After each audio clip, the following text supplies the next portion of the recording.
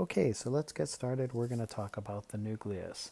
Now, if you can remember, it's the biggest organelle in the cell, and it's the one that makes it really easy to determine that it is a eukaryotic cell. Because of this, it's going to be wrapped in a membrane, and there are holes in the membrane that you can kind of see over here, and these are going to be what we call nuclear pores. And through the nuclear pores is where we allow the RNA to come out. That'll be important a little bit later on when we talk about protein synthesis. Now, inside the nucleus is where we find the DNA, and that's our blueprint. That's where all of our information is kept, and that's inside here.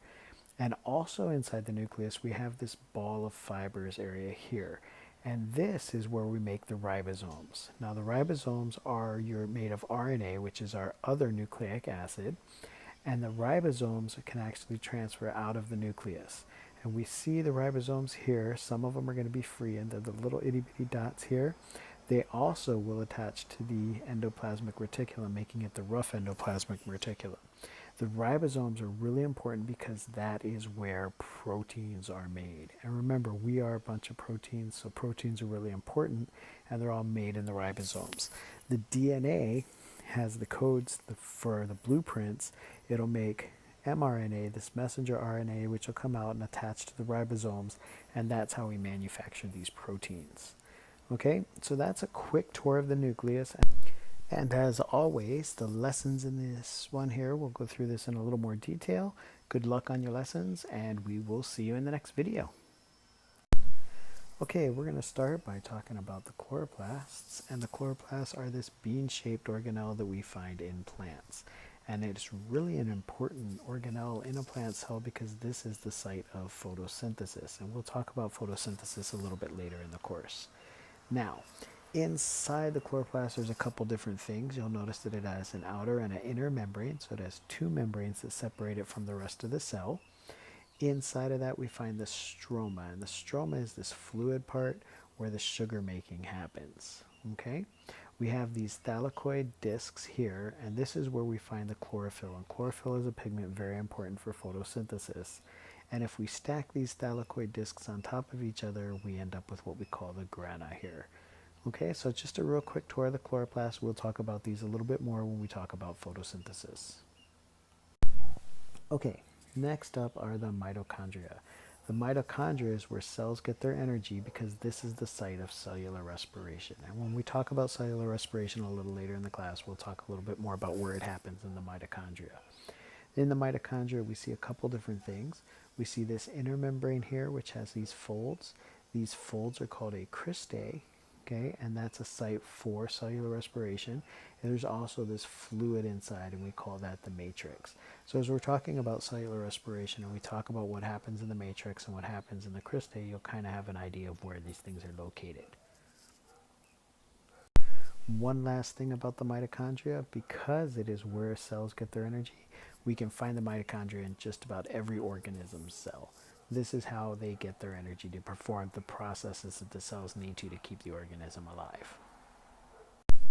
Next up is the endoplasmic reticulum, and we can abbreviate that the ER.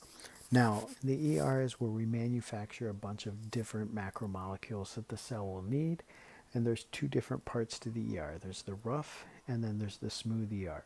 The rough ER gets its name because it has these ribosomes attached to it, and this is where we manufacture and send out proteins.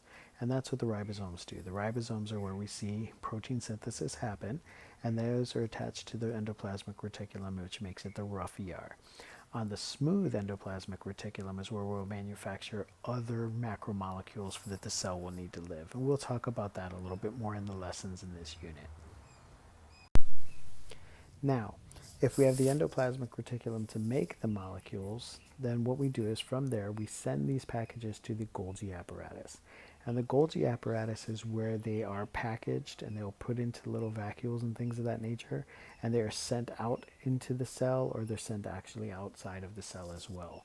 So the Golgi apparatus takes whatever we're making and gets it ready for shipping to get it outside of the cell or for use elsewhere inside of the cell. Okay, the last organelle we're going to talk about in this video are going to be the vacuoles and lysosomes, and these are for storage for the most part. Vacuoles are definitely storage containers. They can ship things around. They can move them in the cell or outside of the cell, but they're also good for storing stuff for later use. Plants generally have one major vacuole. It's generally filled with water and some nutrients. For animal cells, then we generally have a bunch of smaller vacuoles in and out throughout the cell. Now, we also have the lysosome, which you can see right here. And the lysosomes contain special enzymes that help the cells digest or break down large molecules, toxic molecules, things of that nature. So vacuoles are for storage, and lysosomes, well, they are for storage in a sense, but they also break down the larger molecules. Okay, so that's it for our quick tour of some of the organelles in a cell. As always, the lesson will explain it in a little more detail, and good luck on your lessons, and we'll see you in the next video. Okay, so let's talk a little bit about the cytoskeleton. This is what gives the cell its shape and its structure, and can also provide a couple other things as well. The first one we'll talk about are these microfilaments down here. Those are made up of actin. And the microfilaments are used by the whole cell. It runs through the entire thing, and that's how the cell can actually move. So that's one of the things that they do. The next type of fiber are these intermediate filaments, these ones here. And what these ones do, these are what provide the shape for the cell. And you can see how they're in here, and they also help anchor the organelles inside the cell. So this kind of provides a matrix that these organelles can attach to, and it fills out the cell and gives it its general shape. And lastly, we have the microtubule, and these are made of tubulin. And these ones here provide like a highway system through the cell where organelles can move, or macromolecules can move from one part of the cell to the other. And also these can help form cilia and flagella, which will help a cell move around. So those are basically the three types and parts of the cytoskeleton. And remember, the cytoskeleton is what gives the cell its shape and allows it to do certain things. Okay, so let's review the three types of cytoskeleton fibers one more time.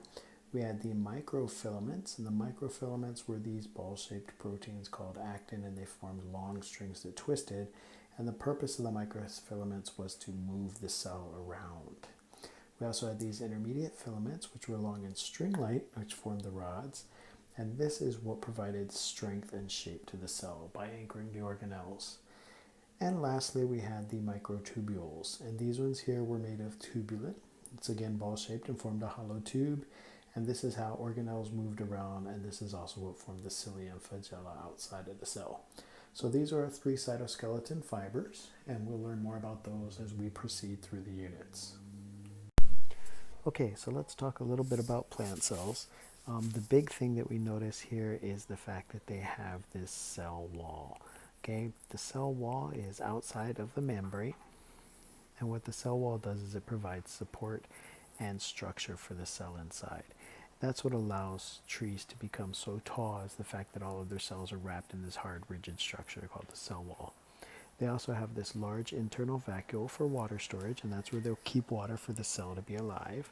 And if we take another view, you can see the cell wall here of one cell, and it touches the cell wall of another one. And in between we have this plasmodesmata, and that's just a connection between the two, which allows the cells to communicate a little bit easier. And that's about it for plant cells. We'll talk about plants a little bit later on in the class. As always, enjoy the lessons, and we'll see you in the next video.